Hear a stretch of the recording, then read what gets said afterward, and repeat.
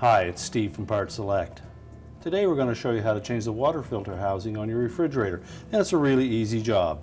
All we're going to need is a putty knife, a 5/16 nut driver, and a 1/4" nut driver. Let me show you how we do it. Now before we begin this repair, there's a pretty good chance that you'll need to get to the back of the refrigerator and access the inlet fill valve to gain a little extra length in our water tubing. So we'll have to pull the refrigerator forward enough, turn off the inlet water supply, and also disconnect the power to the refrigerator. Now to do this repair, we'll first of all need to remove the grill cover across the bottom at the front. So just open up the doors, and take your putty knife, and just go down in behind that grill and just pry outward on it, pop it loose. Then we can do the same on the opposite side.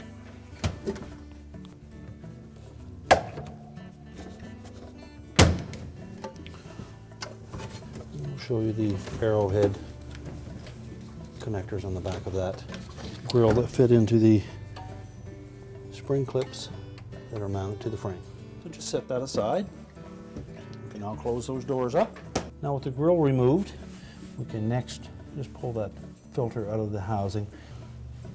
And next, just depress the filter lock, pull that straight out and set it aside.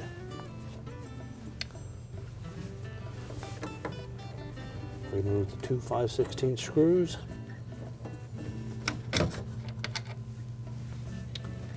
And just pull that housing forward enough and a little bit to the left so that we can release this wire retaining strap. And the hook on that strap just fits through a hole on the side of that housing. And pull the housing completely forward. And if need be, you may have to remove the back panel and disconnect tubing from the back of the valve or lengthen up the inlet tubing from your supply. So if we need to access the back where the water valve is, we'll need to remove this back cover. So remove the screws across the bottom, one against the condenser fan motor bracket, and then untuck it from the top and set that aside. And that will give you access to the valve that we can pull that forward and disconnect the inlet to that valve, which comes from that filter housing. And we also may want to loosen this screw for the inlet to the housing. That will give us a little extra tubing to work with. And these two 1/4" screws holding the valve. And of course, if we're attempting this repair, we'll also want to make sure that we have the power disconnected to the refrigerator. And just pull that valve out through the back, just enough that we can access the inlet to it at the back here. And then we're going to depress that little collar and then pull the tubing out. Next, we're just going to depress that collar on the top of that fitting, and we'll press it right up against the housing and then pull the tubing away from the housing.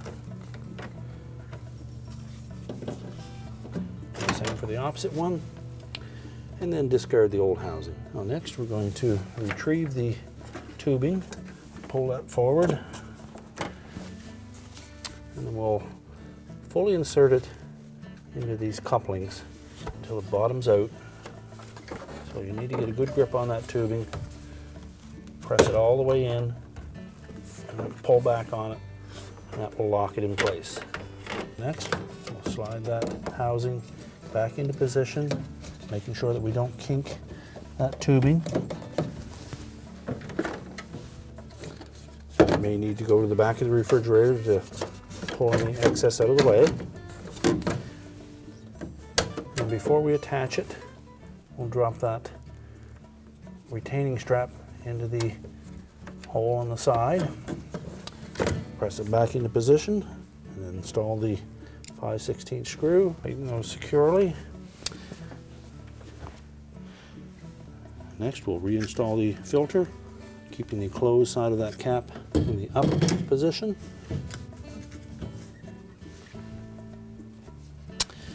And then we'll also need to remove the cap on the reject button off of the old housing. So with a putty knife, we're just going to loosen that up in that slot, pop that off, and then we'll slide it onto the new housing and fully insert that filter until it pops out. Now with the housing and filter completely installed, we'll next go to the back of the refrigerator, and if you've removed any tubing from the fill valve, we'll need to reconnect that. And since we removed the inlet tubing to the valve when we were changing that filter housing, we will need to reconnect that. So we're just going to make sure that we have it fully inserted into that valve, pull back on it to lock it in position, and tuck the tubing carefully inside the compartment, making sure that we have no kinks.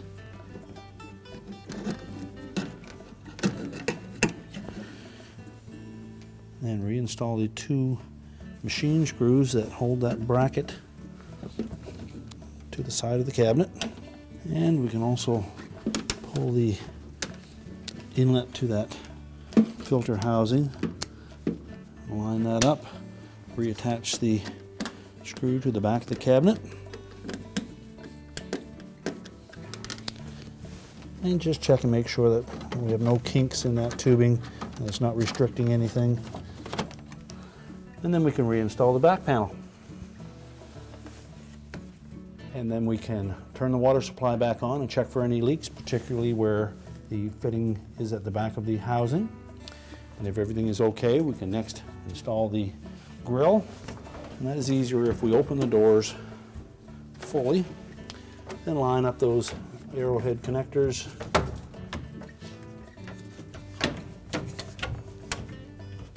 And then just press it into place.